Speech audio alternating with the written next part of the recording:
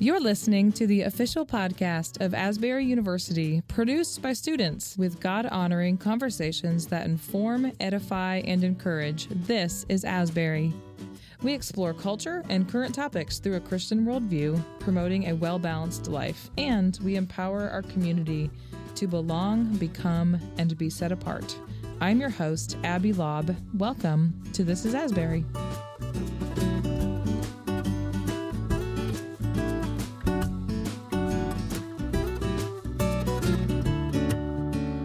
Hello, I'm Dr. Paul Nesselrode, professor of psychology and also director of the honors program here at Asbury, and I have the privilege of guest hosting this episode of This is Asbury. Today, I'm delighted to have the opportunity to facilitate a discussion with two wonderful guests, Dr. Abigail Favale. She is a writer and professor serving at the University of Notre Dame and teaching in both the McGrath Institute for Church Life as well as in their Department of Theology. And as a writer, her essays have appeared in several noteworthy publications such as The Atlantic and First Things. Her most recent book, The Genesis of Gender, explores in a systematic and yet also personal way what she calls the gender paradigm, and this from an Orthodox Christian perspective. And my other guest is Dr. Janet Dean, a clinical psychologist who served as a colleague of mine in the Asbury University Psychology Department for about 15 years before she recently migrated across the street to serve as a professor in the Department of Counseling and Pastoral Care at Asbury Theological Seminary. In addition to her commitment to the classroom and her many speaking engagements, Dr. Dean has also authored several important works, and most recently a book entitled Listening to Sexual Minorities, a study of faith and sexual identity at Christian colleges. Dr. Favale is on campus as part of the Asbury University Honors Program Colloquium Speaker Series. While she's here, we thought it would be a great opportunity for the three of us to sit down and talk a bit about some of their recent work. So welcome, Abigail and Janet. Yeah, good to be here. Yeah, it's good to be here. I'm glad you guys are both here. So I broke up some questions, some things to talk about into categories, and sort of I thought would be great would be sort of just to get to the ground, to get to the touchstone, the first principles. And so when I was thinking about our time together, I'm thinking about our audience, that I think would be helpful for them as they walk through issues related to gender and sexuality, oftentimes within the context of Christian service through ministries, but also within their own family, their extended family, or even in the context of a meaningful friendship. And I also want to say at the front end that there's so much pop cultural level messaging that attempts to pass as insightful and clarifying wisdom. It really just boils down to a set of trite phrases and memes and slogans, and it's sort of a bumper sticker approach to what is perhaps, given the centrality of our sexuality and our gendered embodiment to our identity, one of the weightiest of all human issues. And so there's just this is the cultural moment we find ourselves in. And so given that landscape, what do each of you find to be the most important touchstones to stand on for those of us who want to approach these issues from a position that is well grounded within a Christian understanding of personhood? Are there some first principles that we should simply become familiar? We simply must become familiar with and remind ourselves of when we start to approach these topics? Yeah, I love this question because I think so much of the confusion in the conversation is often because we're talking past each other and not getting at the root of what we're taking for granted in terms of underlying assumptions. So when I think about the concept of gender and approaching it from a Christian perspective, a few first principles pop to mind, and one would be the importance of our creatureliness. So we are creatures. We're not creators in the sense of we are not responsible for creating the world, right? There's a certain sense in which we have creative action in the world that mirrors God as creator. But in relation to him, we are foremost creatures. So we receive reality as a gift. We receive our nature as a gift from God. So we don't construct reality. And reality exists, right? Reality isn't just a construct of language or culture. but it's a gift that we receive. And part of that gift is our own nature. And so another principle I would pull in would be, it's one of the underlying principles of a Christian anthropology or a Christian theological understanding of the human person, which is to see our nature as a union of body and soul. And I think in our culture, we are very prone to dualism. I think we're very prone to thinking about the soul as this kind of our consciousness, which is this little ghost inside a machine that is our body, and our body is kind of this husk that we inhabit for a time. But the Christian understanding is much more profound in terms of the unity of spirit and matter. So we're not two natures united. Rather, the union of spirit and matter forms a single nature. And so that's what it means to be a human being. And so that means that our bodies matter. Our bodies are integral to who we are. And our bodies are part of that gift that we receive from God as our creator. And so I think in our time, we're weirdly obsessed with the body, but we think of the body as this kind of object or this avatar that we can kind of construct in order to express an ideal version of ourselves. But I think Christianity actually has a very high view of the importance of the body. And you can see that in many of the central mysteries of our faith, like the incarnation and the resurrection. So I would point to those two. And then I would also say, as Christians, it's so important in this conversation, which is so fraught and so personal. The proper response to another person is always love, right? So part of our faith also teaches that every single human being is made in the image of God, right? And so this conversation is really prone to divisiveness and dehumanizing rhetoric on both sides. And so I think it's really important also to hold on to that reality as well. Thank you. Yes, so creatureliness, union of body and soul, and primary response should be love. Yeah. Janet, how would you respond or add to that? So I would always start in Genesis 1 and 2. We are created in the image and likeness of God, but it's as male and female that we're created in the image and likeness of God. And so right there's something about our gendered self, right, that matters in terms of how we reflect the image of God.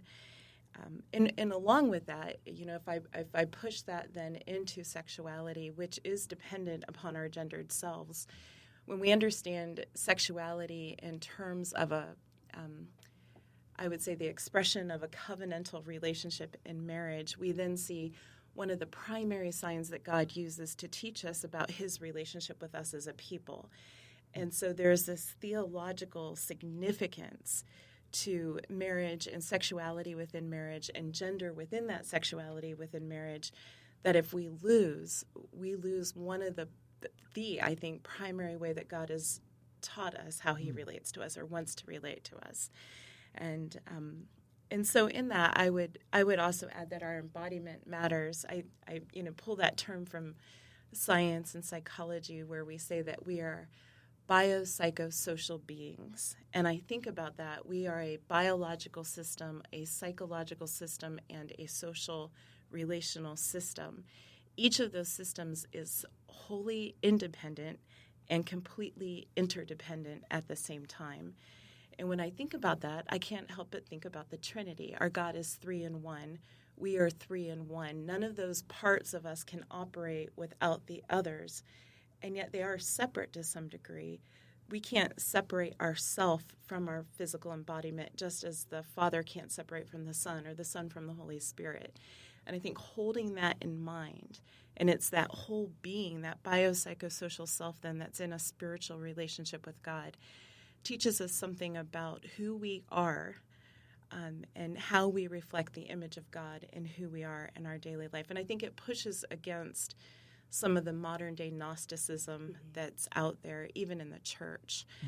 So I would hold that. And then, we have human dignity. Psalm 8 tells us that we were created a little bit lower than the angels. Some Hebrew experts would say it actually says a little lower than God himself. And then David says that we were crowned with glory and honor by God himself.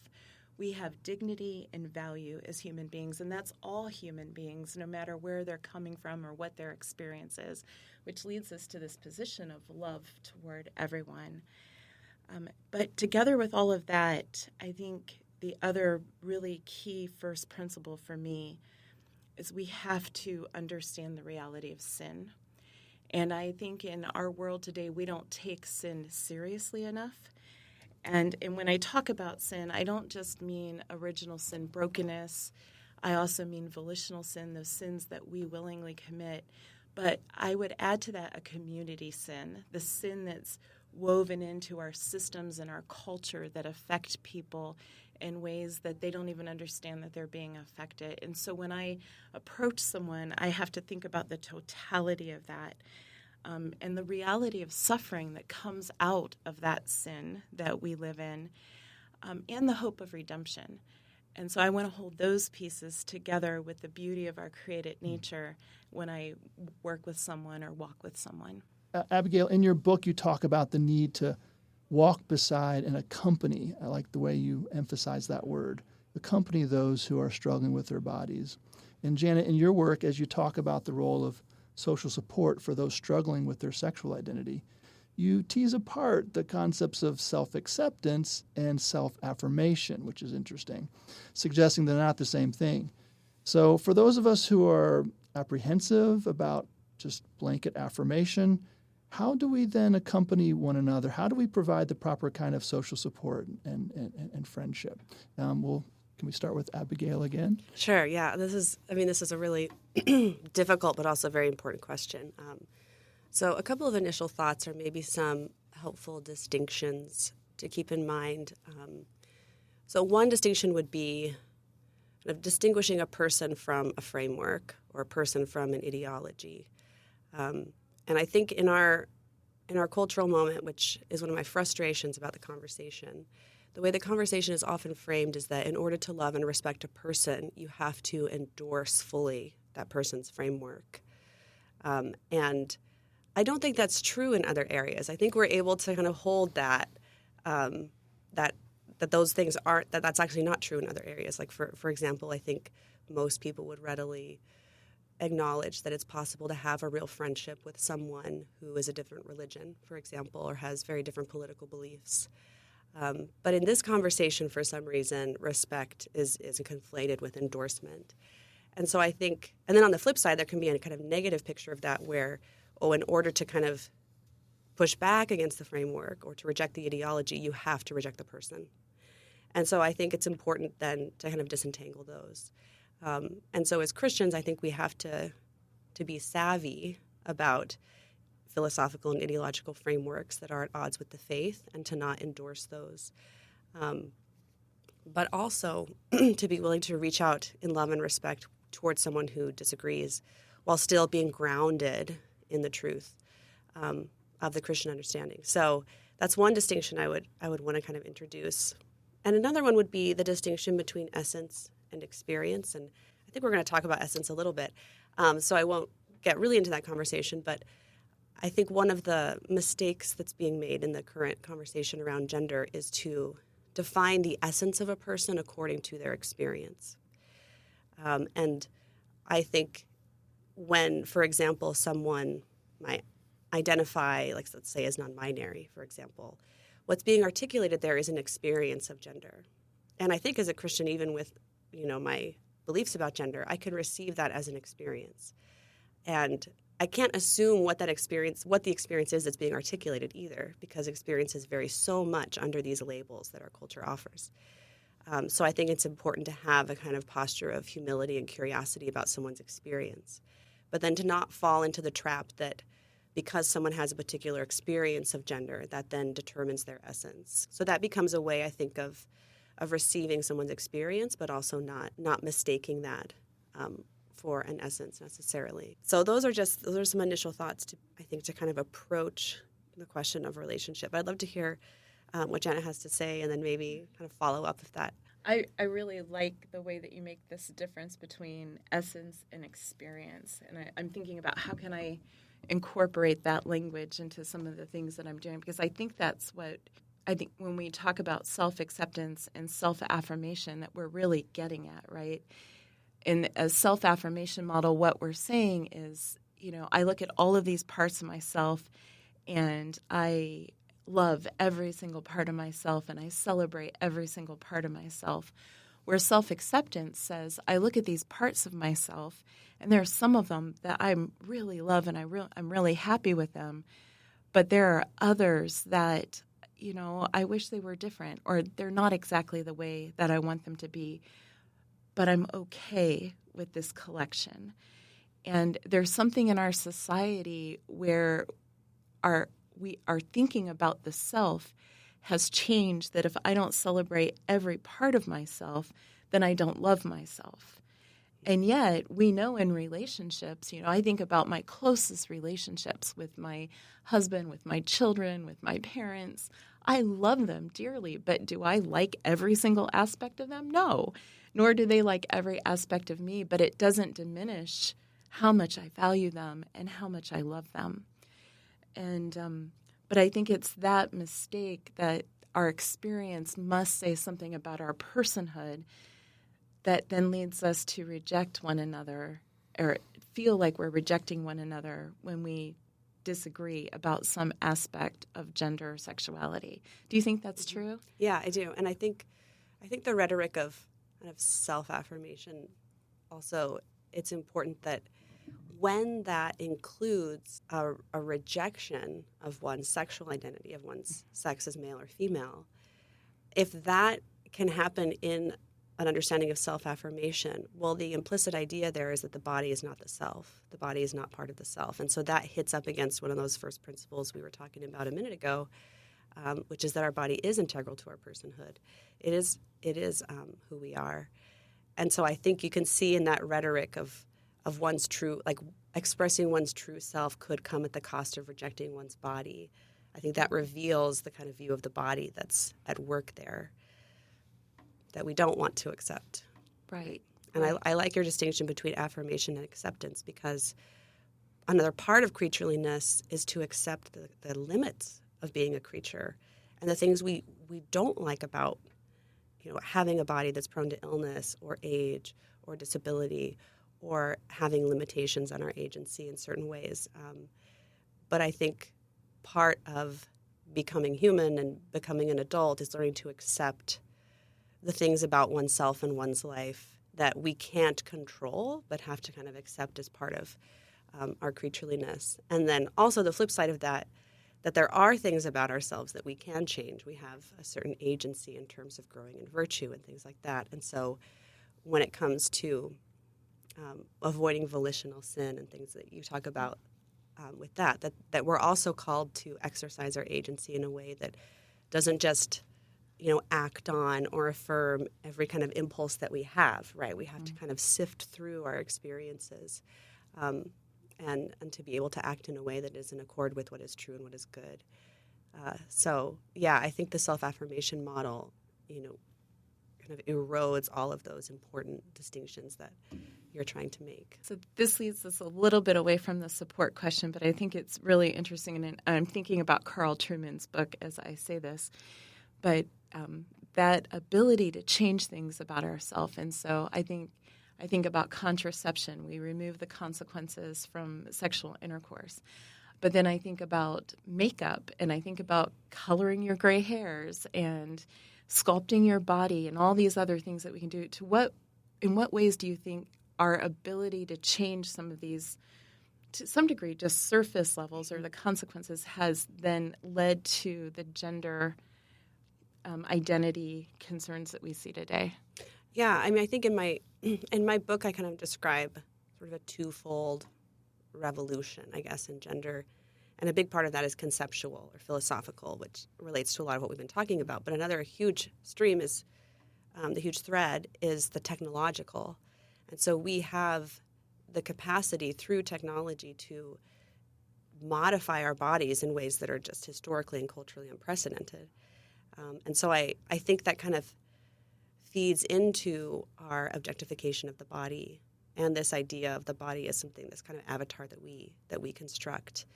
And so in some ways, even though there are certain distinctive things about what's happening with gender, it's very much connected to a broader trend in our society, which is, the desire to kind of craft one's ideal self.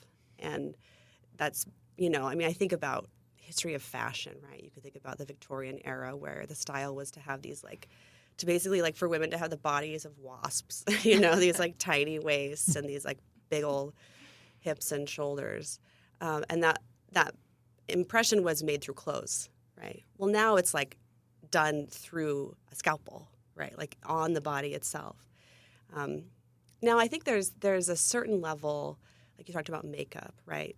I think there's certain there's a difference between adorning the body in a way that kind of draws out the body's natural beauty, that accentuates the beauty of God's creation. And then there's a difference between that, I think, and then actually modifying the body either to create a certain kind of, meet some sort of cultural sexual ideal, or to try to escape one's nature, right? So there is a line, I think, that's being crossed there. That you mentioned contraception. I think once we're using technology in a way that actually disrupts the normal function and health of the body to achieve some kind of other end, and in some cases it's an aesthetic end, right? That's when I think we're crossing a line where we're kind of messing with God's design and trying to kind of restructure our bodily life in a way that makes it easier for us to kind of fulfill our desires, but then goes against the kind of natural telos or order of the body. So that might be a line you could draw, that some uses of technology that work with the natural telos, like I'm wearing contacts right now, I have terrible eyesight, but that's helping my eyes function as they're designed to function, right? So that's a good use of technology on the body. But other forms of technology actually can disrupt the body and make it malfunction intentionally in order for some other purpose. Is this an arrow shooting one, or is this a pendulum? Are there a form of grace in other aspects of human experience that are going to sort of swing things in a different direction, or are we headed in areas of, transhuman sort of this new?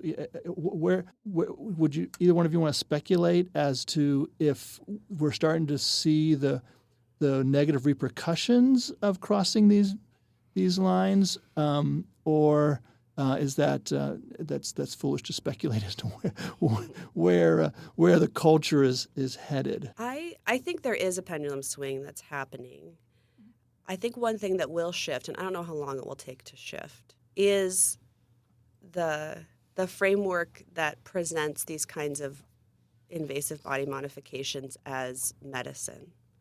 So I think that is already happening in the sense that more and more countries who've offered the gender affirmative model, which medicalizes the body in response to gender distress, are doing systematic reviews on the evidence and realizing that there actually isn't high-quality evidence that this helps people. And so there's already a kind of swing away from that model. I think it's going to be messy in the United States because we have a decentralized healthcare system, and the professional organizations have been kind of captured in a way that means it's going to be lawsuits, it's going to be messy. But I do think that's going to shift. But what I don't think is going to go away totally is the kind of transhumanist thing that you mentioned, because now that these technologies exist, now that they're on offer, they have in a sense kind of created a demand for them. And so I think what will shift is that it won't be seen as life-saving medicine, but I still think there will be, people who continue to choose these sort of body modifications, and those maybe it'll be more like they're categorized in other cosmetic kinds of surgeries. So I don't think that's going away. But I do think we're going to see a kind of shift in the terrain related to gender specifically.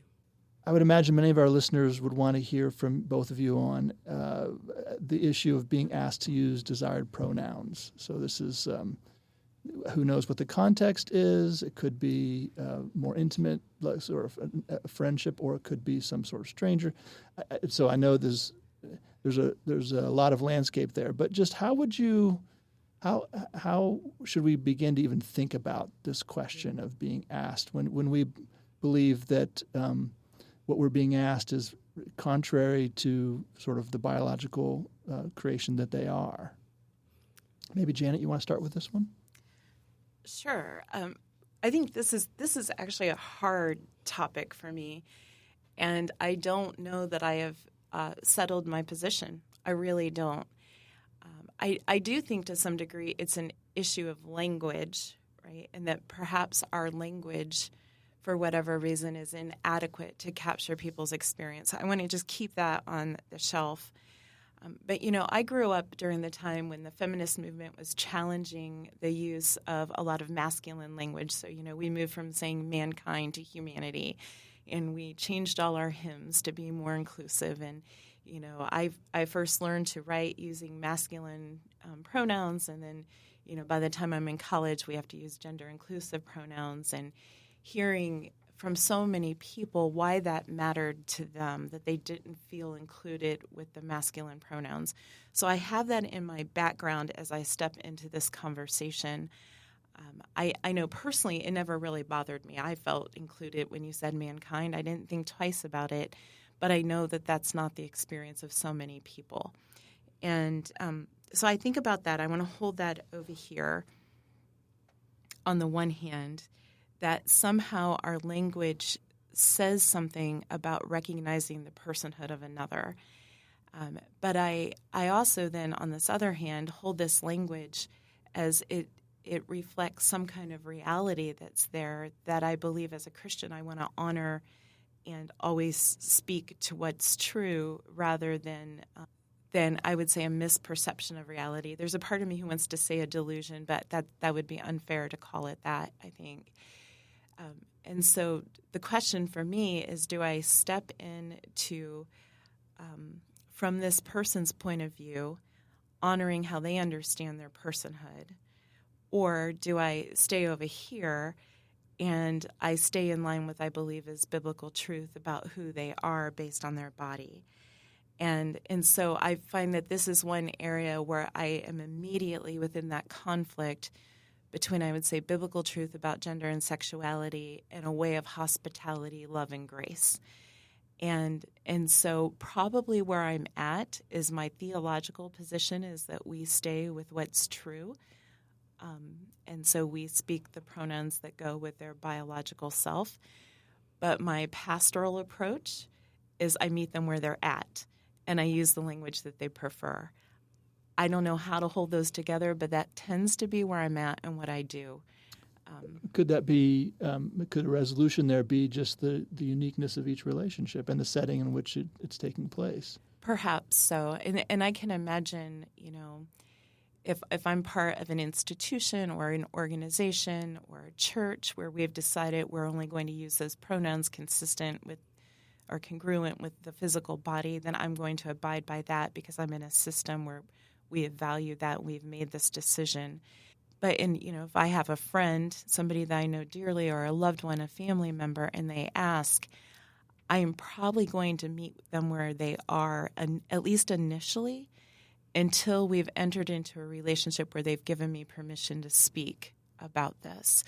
And then I may begin to challenge a little bit.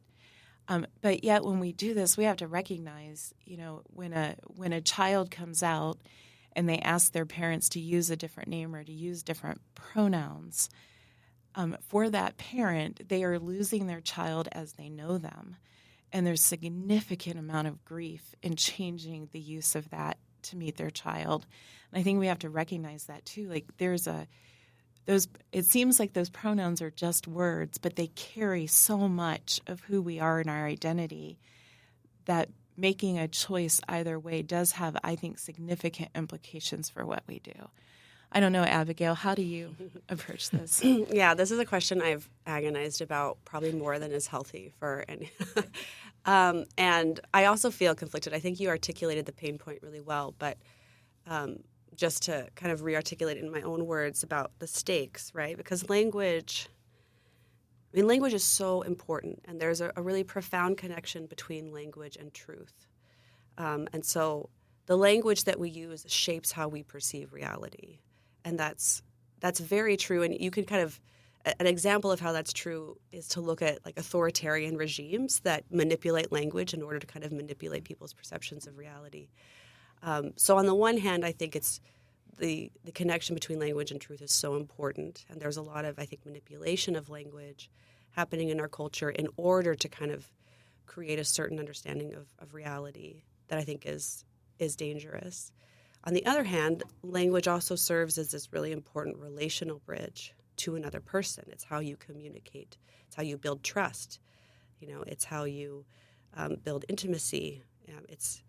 And so I think that's why this question is so difficult, because kind of the dual goods and purposes of language are in conflict or at odds. And so it's something I continue to discern. But I will say where I currently am is that I think this is something that has to be carefully discerned according to different contexts. And so, you've already kind of alluded to this, but I think it's important to consider one's role and relationship toward another person. So maybe what I would advise a parent of a minor child to do would be different than what I would advise someone in a clinical setting to do with a patient. It might be different. What I would advise a pastor to do when he's preaching from the pulpit to the whole flock might be different than what I would advise him to do in the privacy of his office in a one-on-one conversation, right? So I think it really has to be carefully discerned according to certain contexts and according to one's role or responsibility to another person. Now, I do think that when it comes to young people, to children, there's a certain amount of identity exploration that's very normal developmentally. And I do think it's important for parents and adults in a kind of authoritative relationship with the child to be the kind of guardrails, because I think there is a risk of concretizing or solidifying an identity that would kind of remain in flux in the normal kind of youthful experimentation. And so that's somewhere where I would say to use caution, to perhaps avoid pronouns, to have a conversation with your child about, okay, well, let's use a nickname for now, but I can't go this far. And in certain kinds of relationship where there is a certain amount of trust and intimacy, I think of like horizontal relationships of maybe adult siblings or friends, I would, in certain contexts, there might be a strong enough relationship where you could actually say, okay, let's talk about how we can use language in a way that honors my conscience and honors your conscience. Like, how can we use language in a way that really respects both of our freedom? And it could be that depending upon the strength of the relationship and the maturity of the people involved, you could come to some kind of agreement there. But yeah, so I think there are circumstances where using someone's desired pronouns are warranted, and there are other circumstances where I think it should be avoided. In general, I avoid pronouns, which is easy to do in a one-on-one conversation with someone, right? None of us have used each other's pronouns in this conversation. It's trickier when you're like talking about someone to someone else, or when you're writing about someone. That's something I run into as a writer, that it can be very tricky to do this kind of dance to try to avoid pronouns. But that is one way, I think. That's kind of my default mode. But there might be moments where I kind of discern to step out of that default mode for a specific kind of relational good. But even in those moments, I think it's also important, and this isn't as hard to do as I think maybe it sounds, that in order to kind of communicate what using someone's pronouns means and what it doesn't mean, because I think a lot of people would recognize that, just because someone's using my preferred pronouns doesn't mean that they completely agree with how I see the world, right? So, I mean, in my case, as someone who speaks and writes publicly on this issue, if I were kind of in correspondence with a trans person and used that person's desired pronouns, they wouldn't suddenly be under the illusion of what I believe about this stuff, right? Because I'm very open about what I believe about this stuff. So I think in that way, it would be pretty clear that I'm kind of stepping out in terms of hospitality. But again, that's not kind of my default. My default is to try to avoid pronouns. And that's mainly because, I really try to pay attention to what my conscience is telling me too. And I do kind of run into this wall. Like I feel like there is something that when I use language that's not based in reality, there's something in me that kind of pushes up against that, and I don't want to just override that all the time. So I think it's a tricky question that has to be carefully discerned. So I thought, how do I approach this question? I guess I gave us sort of two choices here. Is our genderedness most properly understood as a set of social constructs that sits on top of real, but merely biological differences? So we're not, I think let's sort of remove that question here. We're talking about real biological differences, but still, is our genderedness just sort of culturally developed constructs sitting on top of that, not much more? Or is there something deeper, I'll just use that word deeper, that distinguishes man and woman, something that we might call an essence? And if the former, I mean, we can start talking about, well, is there anything that is everything then subject to deconstruction in our quest for justice and fairness? If the latter, then I think my question is, how do we avoid over-applying what this distinction means? I don't know who. I think I start with Janet. Last time we'll go with Abby and then Janet. Sure. Okay. So I think when we're talking about men and women, the essence of that distinction is our procreative potential, right? So we have bodies that are organized toward different procreative capacities, and our species depends upon that distinction, right? So it's a very important distinction. It's a very real distinction. There's no human being that has ever come into existence without the kind of combination in some way of those co-generative powers. And the potential exists whether or not it's ever fully actualized, right? So, I have a young daughter. She hasn't gone through puberty yet, so she's not, capable of actualizing her potential for motherhood. But nonetheless, her body is already structured in a way, and her bodily life is already ordered in a certain way according to that potential, right? And so that's a very real thing, and I think that is the fundamental kind of essence of what it means to be a man versus a woman, right? So a woman is the kind of human being who has the potential to generate within herself. Again, whether or not it's ever actualized. So an infertile woman would also be included in this category because infertility refers to an innate potential that's being prevented from being actualized. And then a man is the kind of human being who has the potential to generate outside of himself, right? And then there are kind of complex ways in which maybe that fundamental difference also kind of creates perhaps like second order sorts of differences. We can talk about other biological factors such as kind of hormones and other things that can affect certain traits that might manifest more prominently on average in one sex or the other. But there I'm a little more cautious because we're also both fully human. And so the full range of kind of human capacities and traits are also open to both sexes. So when I talk about sexual difference, I stay pretty close to the body, right? And then the further we get away from the body, the more, I guess, skeptical I am about, kind of drawing lines about this is what femininity is, this is what masculinity is. And I think so I think that's the fundamental reality. That's the kind of the fundamental essence, sexual difference. And then every culture has a way of expressing this reality because it's so fundamental to human existence. So there are different cultural expressions of what men and women are or should be. And I think we can have and should have conversations about whether or not those are good, certain ones, right? Because I think some are beautiful.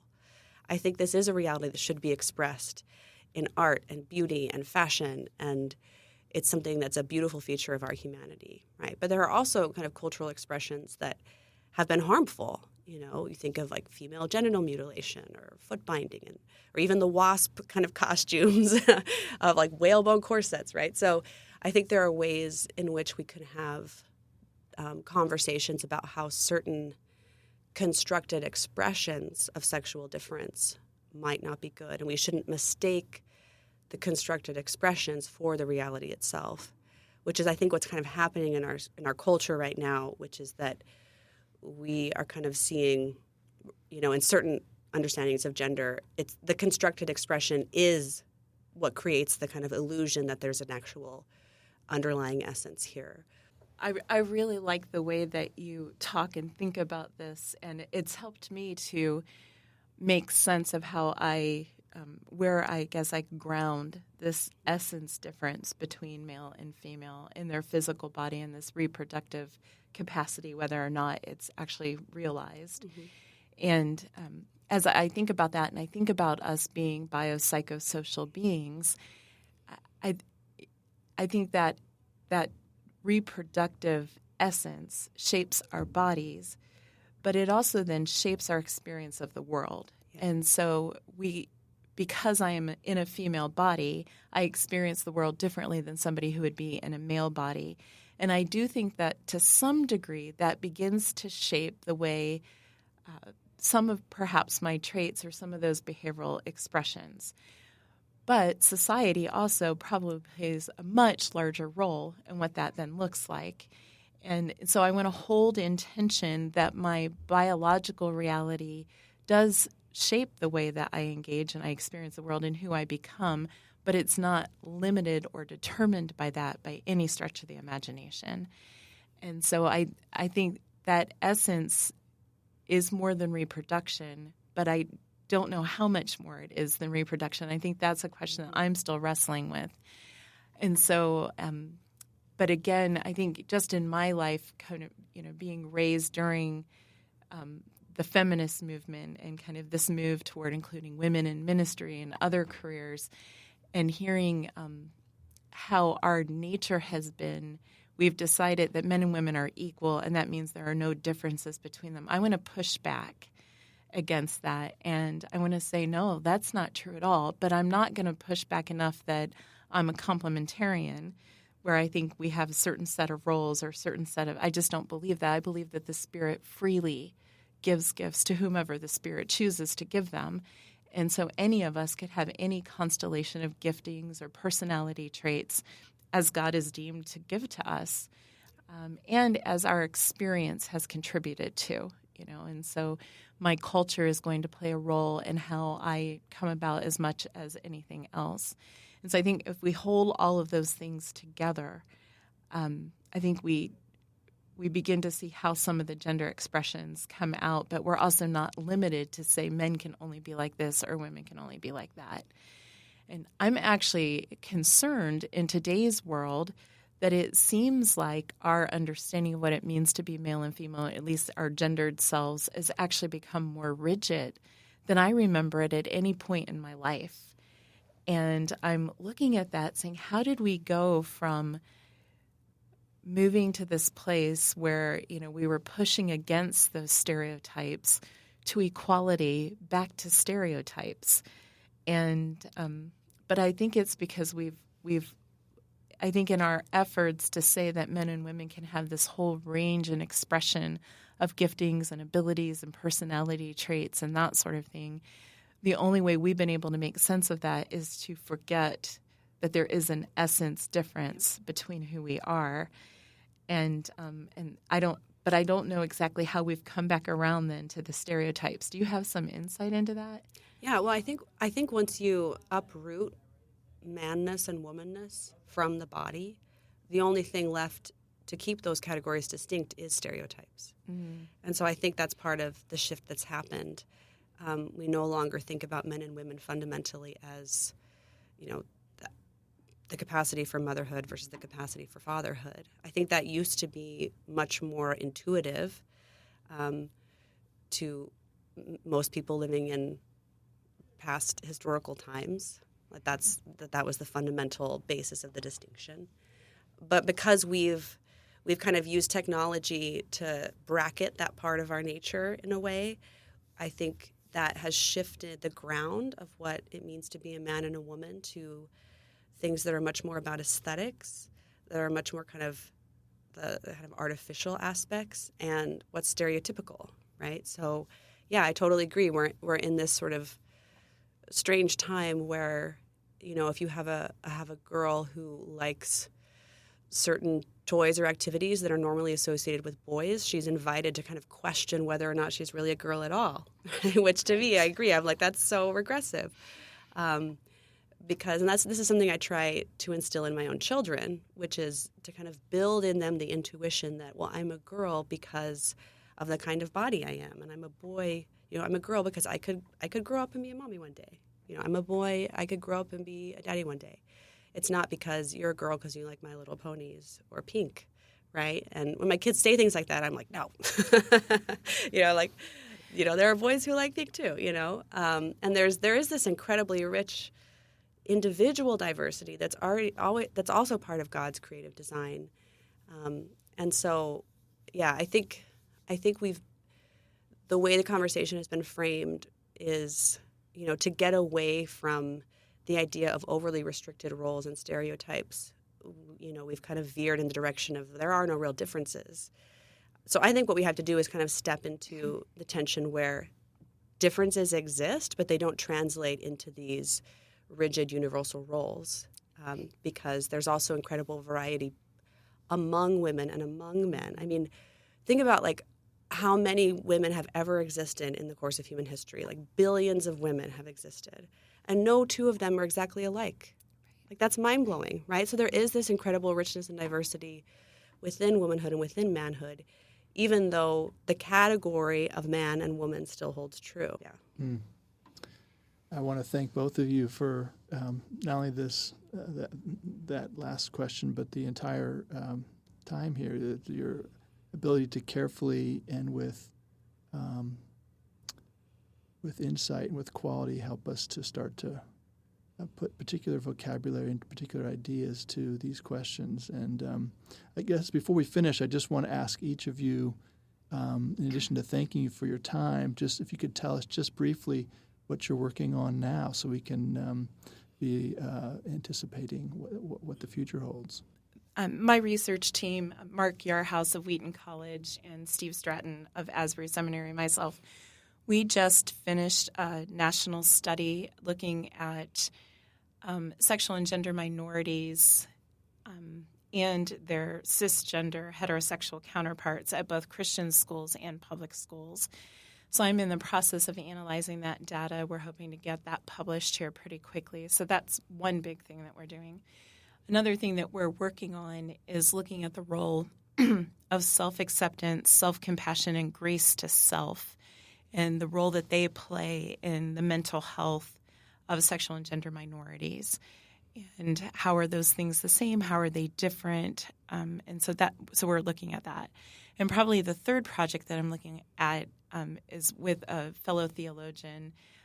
He and I have been talking about it, Chris Bounds. We've been talking about working on how do we better understand the essence of maleness and femaleness and what that means. And so hopefully we'll be able to get something out around that. So those are the current projects I'm doing. Exciting. Wow, that's awesome. Well, one project I'm wrapping up on, which has been going on for a year and a half, it's been a big thing and sort of a new type of medium for me, is working on a podcast, but it's just a finite series of episodes, a documentary style, like an audio documentary, basically, that includes a lot of interviews with Christians who experience gender discordance, and then tries to kind of provide formation on this issue, but in a way that actually humanizes the issue and kind of tells the stories of our brothers and sisters in Christ who've had this experience and how they've found God in the midst of that. So I'm excited for that to come out in the coming months. I wrote my first novel, which will come out this year, which was fun, to kind of dust off my sort of fiction writing. And then I'm just starting a new book project where it'll be similar to the Genesis of Gender, in that I'll be kind of analyzing different paradigms of sexual ethics on offer in our culture, kind of the secular consumer paradigm, and the purity paradigm that's often offered in some conservative Christian circles, and then contrasting that with a kind of sacramental sexual ethic. So apparently I can't stay away from really hot button topics that I just gotta wade into the fray, and So that I'm just starting work on that now. That's all very exciting. Do you have a title for the novel that just is going to be released here? Yeah, it's called Our Lady of the Sign. Okay. Yeah, that's Great. At least they haven't told me that I need to change it, Yeah, but right. that's what I chose anyway. A huge thank you to both of you for your time, for your expertise, and your willingness to share it with us and to give us the benefit of all your scholarly work. And many blessings to both of you. Yeah, thank you so much. Well, thank you so much for joining us for this episode of This is Asbury. To learn more about Asbury University, visit asbury.edu.